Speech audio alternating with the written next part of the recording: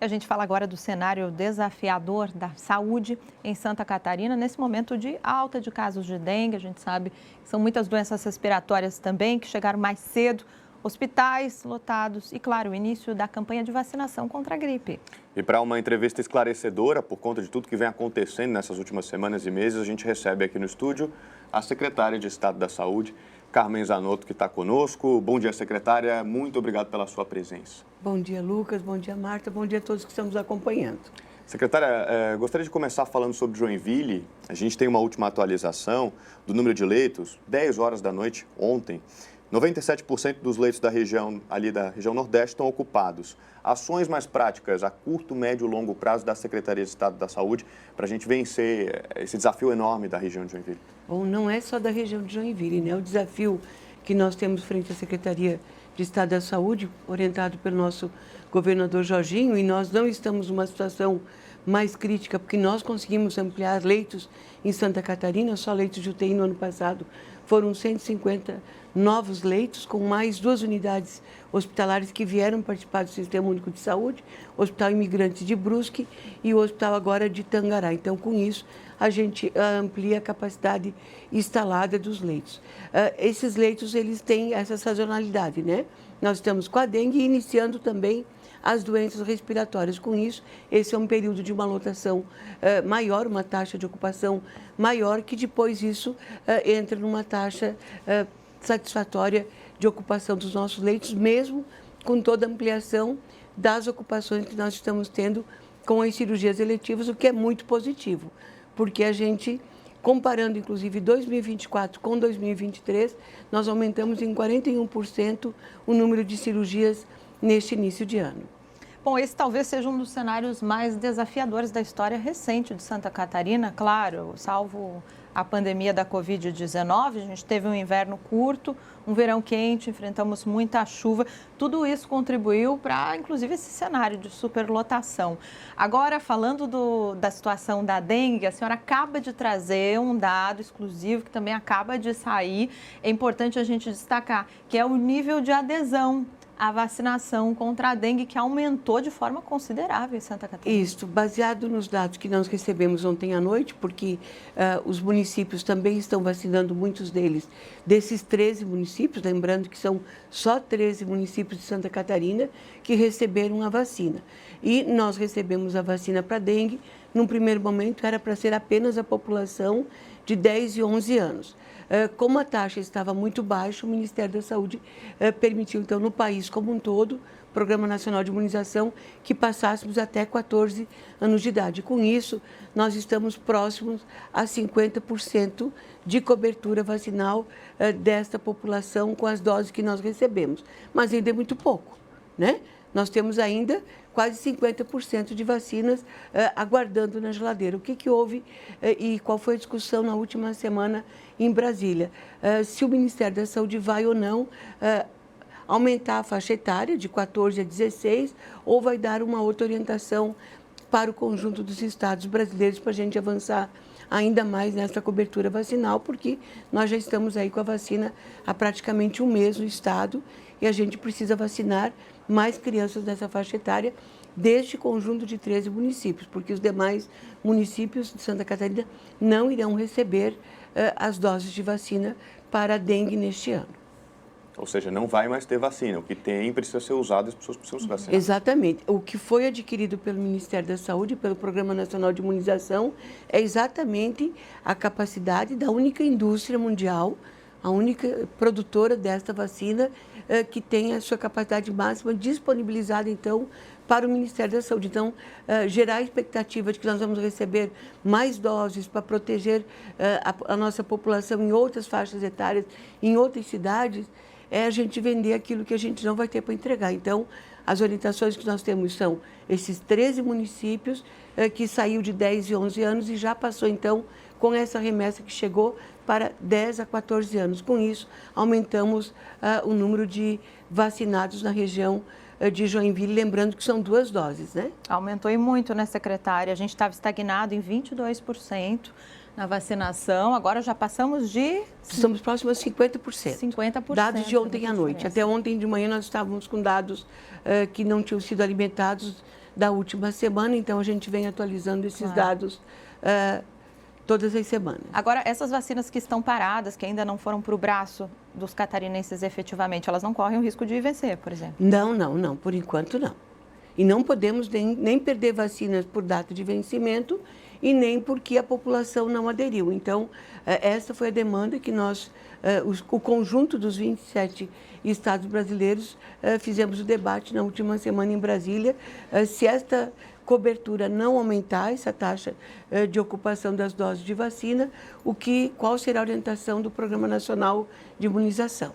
Outra região que a gente está super em alerta aqui no jornal, há pouco trouxemos o caso Itajaí também, Exatamente, né? Que quanto à dengue está complicado. São as duas regiões que nós temos o maior número de casos de dengue e de óbitos, são nessas duas regiões. Joinville e Itajaí. Isso, a região de Itajaí e a região de Joinville. Trouxemos agora há pouco que o número de mortes em Itajaí, inclusive, já superou o número de mortes de todo o ano passado por causa da dengue. Situação que vem preocupando, inclusive tem pergunta da nossa redação integrada de Itajaí, falando sobre uma situação específica. Secretária, aproveitando a sua presença aqui, sobre a situação do Hospital Marieta, né, que chegou à ocupação aí de 100% de leitos no último boletim. É uma situação específica? Se pensa em fazer alguma ação específica falando Nós do temos caso? no Hospital Marieta uma realidade que é a continuidade e abertura dos setores. Todos os setores do Complexo Madre Teresa que já foram abertos estão sendo financiados com recursos do Tesouro do Estado, Fundo Estadual de Saúde. Nós não conseguimos ainda, apesar de já termos os levantamentos realizados pelo Ministério, inclusive deverá ser pauta na próxima semana com o novo secretário que acabou de ser nomeado hoje, né? Do Ministério da Saúde, que cuida da alta complexidade, porque nós precisamos também do cofinanciamento do Ministério, porque é uma unidade praticamente nova, nós temos lá mais 8 andares para abrir, nós precisamos abrir mais uma parte de maternidade, centro obstétrico, internamento de obstetrícia, UTI neonatal, e estamos nessa discussão com o Ministério da Saúde.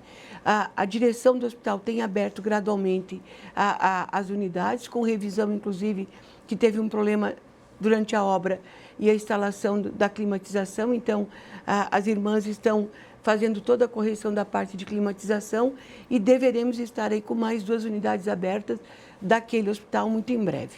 Aproveitando que a senhora está citando essa necessidade das obras, né, a gente tem uma pergunta formulada aqui pela redação integrada da NDTV de Florianópolis. Eu lembro que a senhora esteve há mais ou menos um ano aqui presencialmente conosco no estúdio do SC no Ar e falou sobre um decreto que foi publicado no dia 28 de março, aqui na região da Grande Florianópolis, né, uma situação de emergência pública em 6 hospitais de Santa Catarina. Eu gostaria de citá-los aqui. Eu imagino que tenha pessoas nos acompanhando que vão diariamente, pessoas que usam o serviço desses hospitais, na Grande Florianópolis, Hospital Infantil, a Maternidade Carmela Dutra, Hospital Regional de São José, Celso Ramos, Instituto de Psiquiatria e também o Hospital Santa Teresa. Nessa época foram anunciadas intervenções rápidas nas estruturas dos hospitais. Como é que isso está hoje? Elas estão andando. Quem, por exemplo, chegar no Regional ou no Hospital Infantil ou na Carmela, vão perceber as obras que nós estamos realizando. O governador Jorginho nos autorizou, naquele momento, inclusive, nós apresentamos a situação crítica dos hospitais para os órgãos de controle, Tribunal de Contas, Ministério Público, Tribunal de Justiça e a Assembleia Legislativa. Então, as intervenções que estão sendo feitas vão desde da revisão toda da rede de gases, assim como das centrais de resíduos, porque a gente tem que ter uma destinação do lixo adequada, ampliação de espaços físicos, melhorias, por exemplo, quem lembra das imagens da emergência do Hospital Infantil, não é a mesma sala de observação que a gente tem hoje. Os 3 modulares estão... essa é a nossa emergência, gente, era assim, tá? Ela já não está mais assim, nessas condições, ela está assim. Então, a gente conseguiu fazer, e muito nesses hospitais, em especial para dar segurança com a revisão da parte elétrica. Esse é um dos nossos modulares da Carmela Dutra, que vão ser climatizados, ou seja, as pessoas não irão mais ficar naquela barraca na frente da Carmela Dutra. Muito em breve vocês vão ver essa barraca deixar de existir naquele espaço, na fachada principal da nossa Carmela Dutra. Melhoramos também a recepção do Hospital Celso Ramos, mas, eu repito, além dessas obras, a parte interna de cobertura, por exemplo, no Regional de São José, a gente fez toda a cobertura nova aqui, ó. E aqui nós tínhamos vazamento, é o telhado do Regional, ele já foi todo ele refeito, então com isso a gente reduz infiltrações, reduz mofo dentro das nossas unidades hospitalares. É claro que a orientação e o que a gente precisa fazer, gente, é melhorar ainda mais. Então, por isso que as obras estão andando, uma parte já sendo concluída e outras partes ainda em projetos e licitação para a gente dar continuidade. Qual é o nosso desejo e o nosso trabalho? É que todas as nossas unidades hospitalares do Estado, dos hospitais do Estado, possam estar dentro de todas as normas sanitárias, porque não basta a gente ter equipe de profissionais excelentes que nós temos dentro das unidades. A gente precisa ter espaços acolhedores e espaços adequados para receber os nossos pacientes. Secretária, como é que a senhora avalia a atual situação da saúde em Santa Catarina? Por que a gente chegou perto a essa alta, né, de ocupação de leitos? É um cenário muito especial que a gente vive primeiro, hoje. Porque os hospitais não foram cuidados como deveriam ser cuidados. A gente precisa lembrar sempre disso.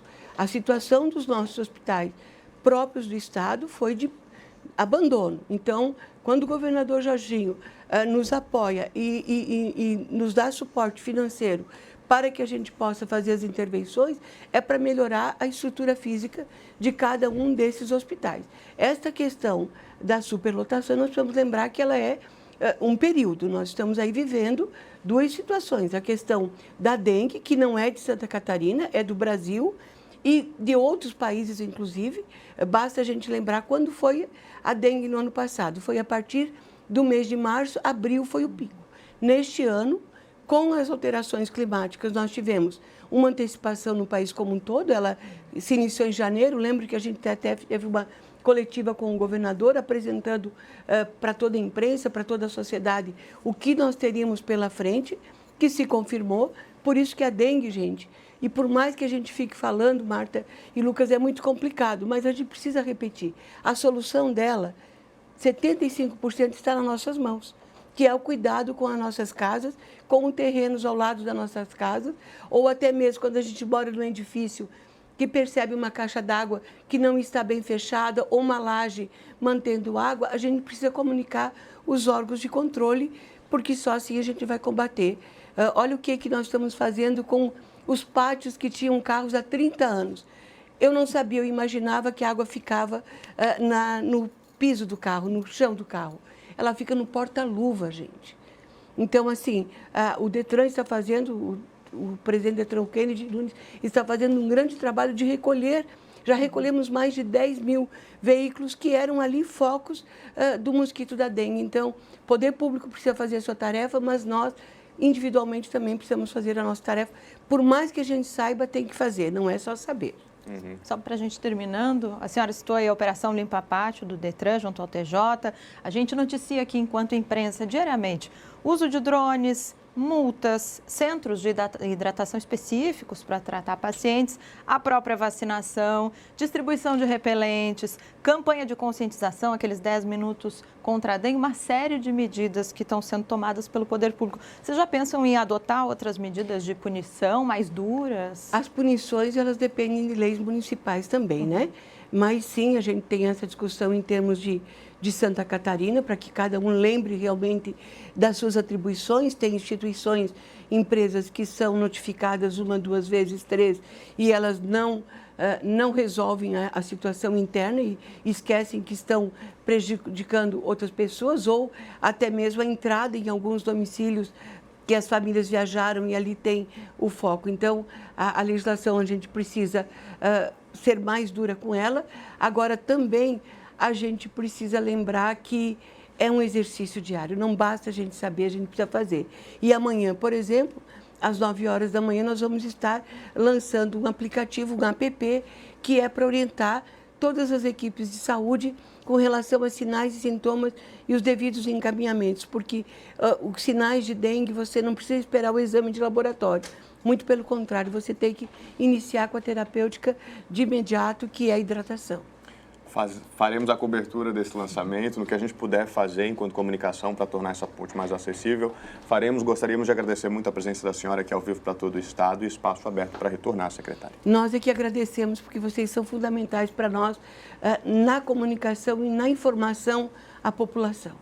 Obrigada. Bom dia de trabalho.